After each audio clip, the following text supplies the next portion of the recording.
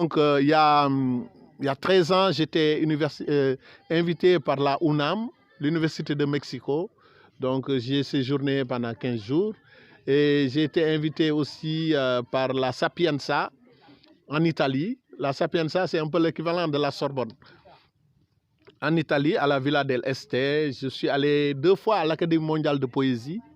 J'ai pu lire Senghor, Nu de Sine, donc en Wolof. J'avais traduit Nu de Sine en Wolof. Donc j'ai pu travailler dans le cadre d'une passerelle entre les langues.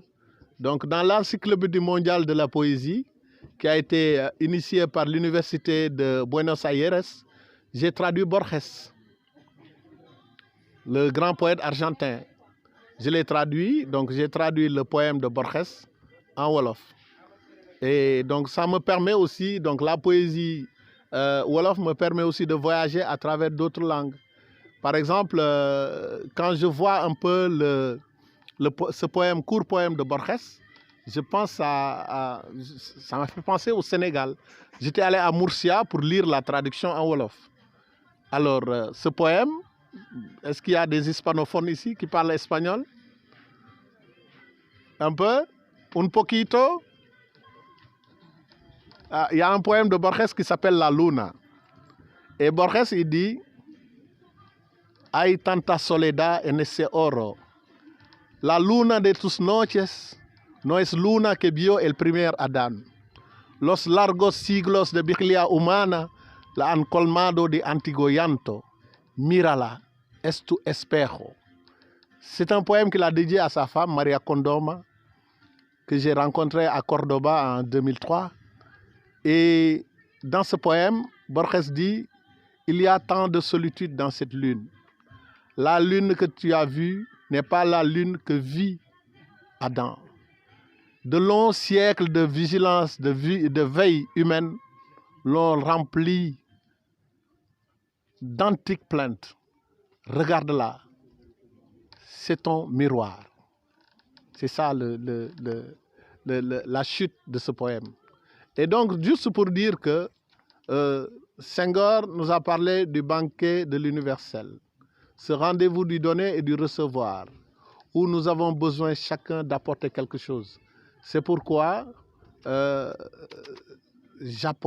j'essaie d'apporter ma modeste contribution à la promotion des langues africaines, à la promotion des langues nationales. Et je pense que l'avenir est chez ceux qui parlent plusieurs langues. L'avenir est aux polyglottes. Et donc, moi, je pense que c'est une chance que nous devons saisir. Et je suis très ravi de pouvoir partager avec vous. Parce que, voilà, le monde, c'est ça. L'âme du monde, c'est le partage. C'est ça. Et c'est ce qui nous réunit ici. Vraiment, en tout cas, merci beaucoup. Merci de tout. S'il y a des questions. Bonjour, je salue l'assistance. Je salue aussi l'initiative de Yassine Ndiaye d'organiser cette exposition qui est transversale, qui touche presque plusieurs domaines, l'environnement, la culture, le tourisme. Donc vraiment, je suis satisfait d'être présent à cette exposition. Mais mon intervention porte sur les langues nationales. C'est juste, j'interviens pour vous confirmer, pour vous dire que aujourd'hui, vous entendez, les décideurs, les experts de l'éducation ont entendu votre appel concernant les langues nationales, avec la lecture pour tous, qui est une politique éducative aujourd'hui qui vise à insérer les langues nationales sur le système éducatif. Le projet est en train d'être expérimenté dans certaines régions et on tend vers la généralisation. C'était juste ça. Parce que si les décideurs ont fait ça, parce qu'ils ont su maintenant que pour que les enfants comprennent les apprentissages, ils comprennent facilement avec les langues nationales, les mathématiques et les sciences. Donc on tend vers la génération. C'était pour confirmer vos propos. Mais je vous remercie beaucoup. Présentez-vous. C'est Barasen, M. Barasen. Je suis enseignant à l'école Popenguine 2. D'accord. Monsieur Barasen, je vous remercie. Votre question, vous avez touché en tout cas du doigt quelque chose de très important. Moi-même, j'ai été associé aux ateliers de l'USAID. j'ai participé à 2 ateliers de l'USAID pour travailler sur l'introduction des langues nationales, le projet Lecture pour tous. Et donc, je confirme ce que vous avez dit. Et la difficulté qu'on pourrait avoir, c'est la généralisation. Il faut qu'on fasse des évaluations de parcours pour voir comment généraliser. Mais j'ai beaucoup apprécié en tout cas la démarche de l'USAID avec le ministère de l'Éducation nationale du Sénégal. Malheureusement, il y a 15 jours, j'étais invité pour participer à un atelier, mais je ne pouvais pas en raison de mes obligations professionnelles. Mais je reste convaincu que l'avenir est dans ça. Et dans tous les pays qui ont réussi à introduire les langues nationales, les résultats sont immédiats. Les résultats sont immédiats. En fait, ce qui nous plombe un peu, j'ai dit ça dans une radio, radio Rewmi FM. On m'avait interviewé à l'heure du journal et j'avais expliqué que la difficulté que nous avons dans nos écoles, M. Sen, c'est la barrière linguistique. Quand l'enfant arrive à l'école, il n'a aucune relation, aucun rapport avec la langue française. Et donc, quand vous commencez les études par la langue française, il y a un problème. Donc, c'est mieux d'accompagner ces apprentissages par la langue mère. La langue mère. Parce qu'on parle de Mazatang, justement, on parle de la langue maternelle. Mais en réalité, en tout cas, dans notre culture ici, il serait plus judicieux de parler de langue première. Je donne un exemple. Vous êtes Djola, vous venez dans la grande concession, vous êtes Mandjak, vous venez dans la grande concession des Djola. Vous parlez Djola parce que c'est la langue de l'ambiance de la famille. Et vous, bien que vous soyez Mandjak, votre enfant va parler une langue première, c'est le Djola. Il ne parle pas le Mandjak. Donc dans l'environnement, c'est pourquoi nous considérons qu'il est plus judicieux de parler de langue première de l'enfant. Parce que Mazatang, en fait, la langue maternelle, c'est Mazatang. En Angleterre, bon, voilà. Il n'y a pas photo, quoi. Tout le monde parle anglais. Donc, the Mazatang, voilà. Donc, c'est une traduction. Donc, c'est une clarification sémantique, quoi. Donc, juste pour montrer que, en tout cas, moi, je vous dis bravo, vous les enseignants. Vous qui avez le courage de pouvoir rectifier tout ça. Parce que nous avons connu des taux de redoublement très élevés, des taux d'abandon très élevés dans ma génération. Parce que tout simplement, l'école n'était pas obligatoire dans notre pays. Et donc, cette barrière linguistique-là, elle se voyait à travers les statistiques. Quand on voyait, on a des taux de redoublement de 30%. On avait des taux de redoublement de 30%. Tout simplement parce qu'il y a une barrière linguistique. Et donc, si on arrive, comme le Mali l'a fait, le Mali a introduit le Bambara et le français. Et donc, ils ont laissé des classes classiques où on enseignait juste le français. Arrivé en classe de CM2, il y a le concours d'entrée en 6e. Les élèves qui ont fait le bilingue ont de meilleurs résultats en mathématiques et en français. C'est ce qu'on appelle la pédagogie convergente. Donc, les élèves ont les meilleures notes sont dans les classes bilingues. Et donc, partant de ces expérimentations, on se dit qu'il faut accompagner la langue officielle du pays, faire même comme les Nigérians. Les Nigérians, ils soutiennent des thèses de doctorat en Hausa, en Igbo, en Hausa.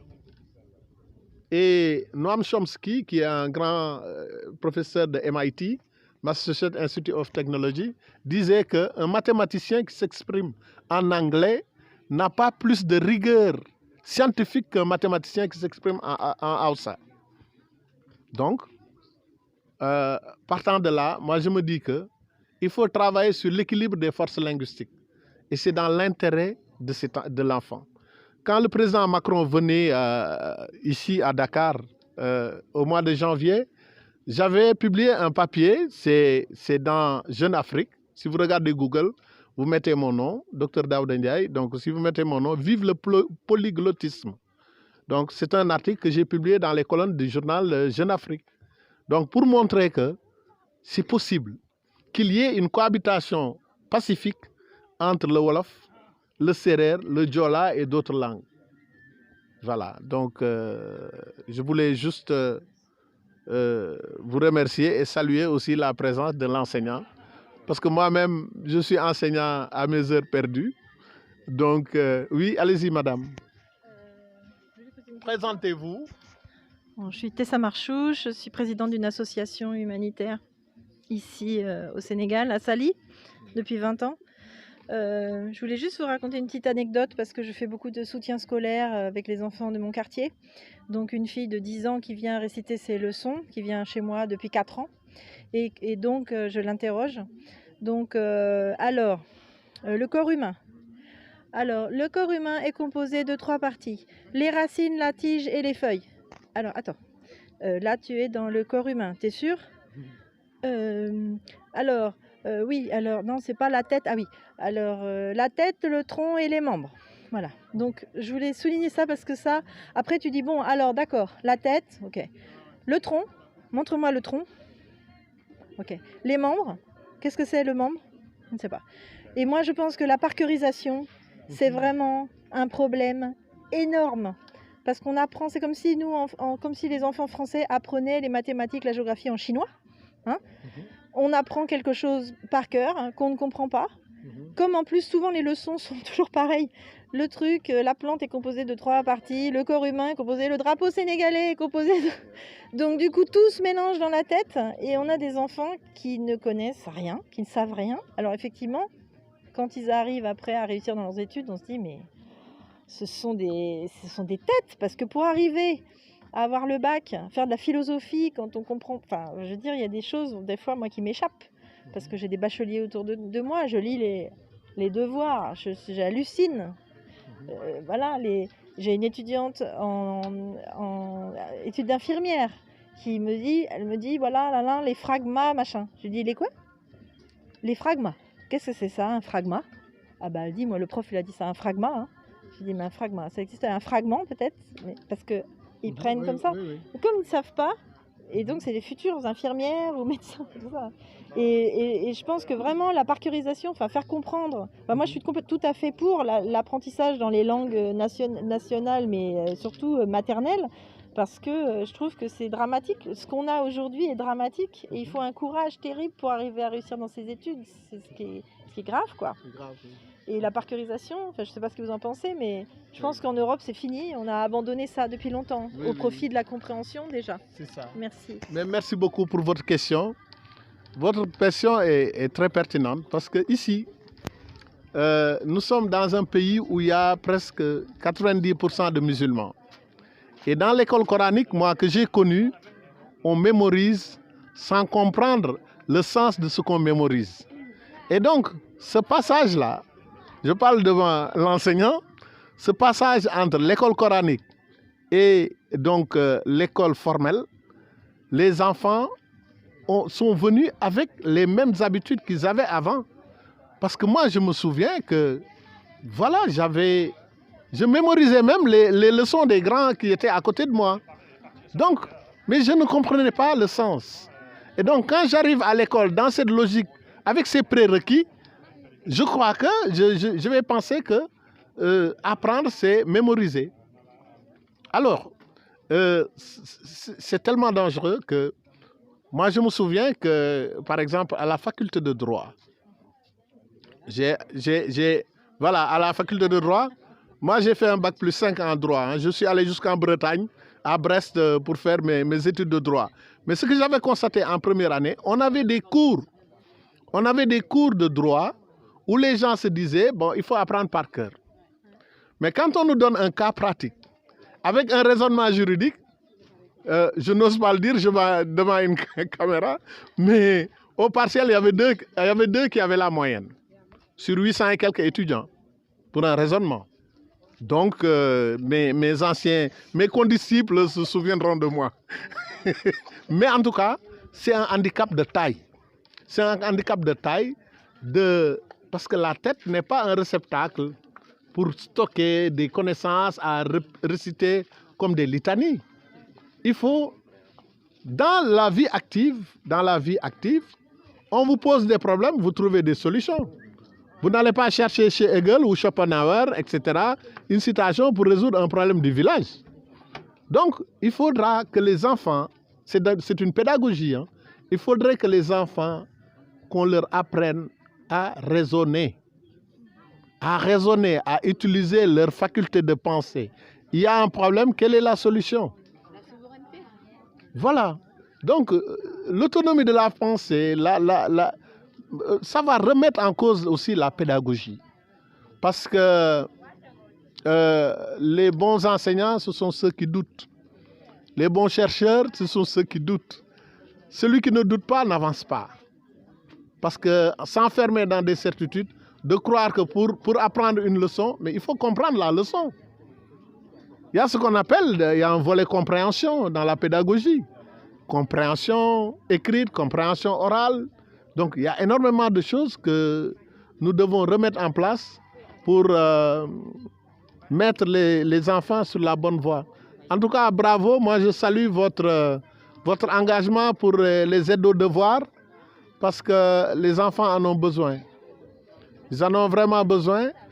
Et les enfants de riches, non mais les enfants de riches, ils ont des répétiteurs.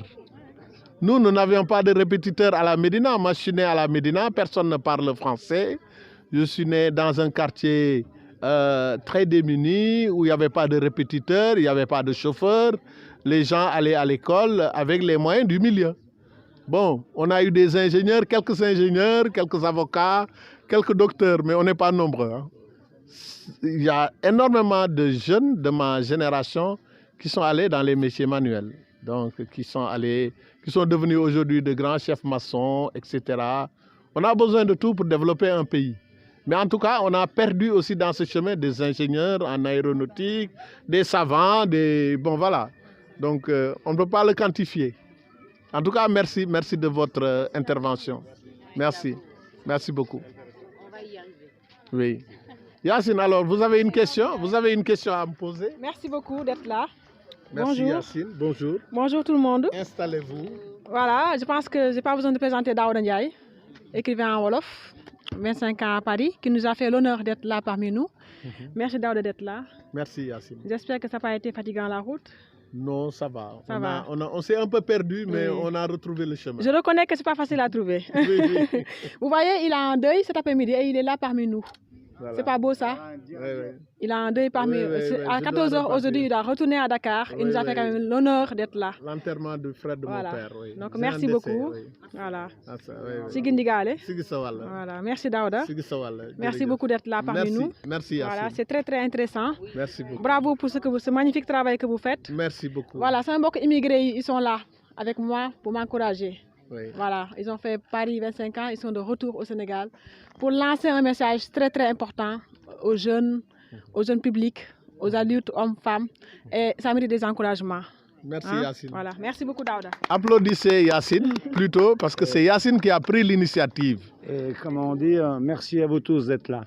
jërëjëf ci seen teewaay jërëjëf ci seen teewaay man dama bëgg a gërëm Yacine, je voudrais remercier Yacine parce que dans le monde il y a ceux qui dressent des murs et ceux qui fabriquent des ponts et Yacine fait partie de ceux qui font les ponts pour relier, pour en tout cas aller vers l'autre, découvrir vers l'autre.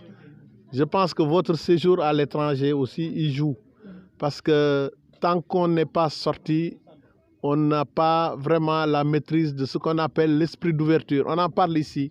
Mais quand vous arrivez dans un pays où vous êtes minoritaire, vous apprenez à vivre avec l'autre, dans les valeurs de l'autre. Et donc, quand vous êtes revenu ici aussi, vous avez gardé vos contacts, vous avez gardé vos racines. Et c'est important. En tout cas, moi, je vous encourage vivement à continuer à vous investir dans le développement durable, dans l'environnement. Il y a plusieurs manières de dire des choses avec les artistes qui sont ici. Et donc, en tout cas, bravo pour tout ce génie que vous faites réveiller ici autour de ce petit village. Moi, j'aime bien les cases. Je vais prendre une photo derrière une case. Merci beaucoup. Merci à vous. Merci beaucoup. Yacine. Merci. Merci. Par la même occasion aussi, merci à Henri. Oui. Henri, mille fois merci de nous avoir prêté ce magnifique gîte que tu nous as mis à disposition, Merci. qui est vraiment extraordinaire, qui va avec le thème de Del Tiosan. Mon ami Henri, encore merci, mille fois, vraiment, c'est génial. Merci, Henri. Merci à tout le monde d'être venu, bravo aux artistes pour ce magnifique travail que vous faites. Merci d'être là parce que c'est pas facile hein, de se libérer des mères de famille, des pères de famille qui sont venus uniquement pour la réussite de cet événement-là. Merci aux caméramans, à tous mes amis, voilà, félicitations et encore une fois, bravo Ndiaye Diatta. Merci, merci Ndiaye, merci, jërëjëf. Merci beaucoup. Jërëjëf Yacine, merci. Merci beaucoup d'être Merci, là. merci. Génial. Merci. Bonjour.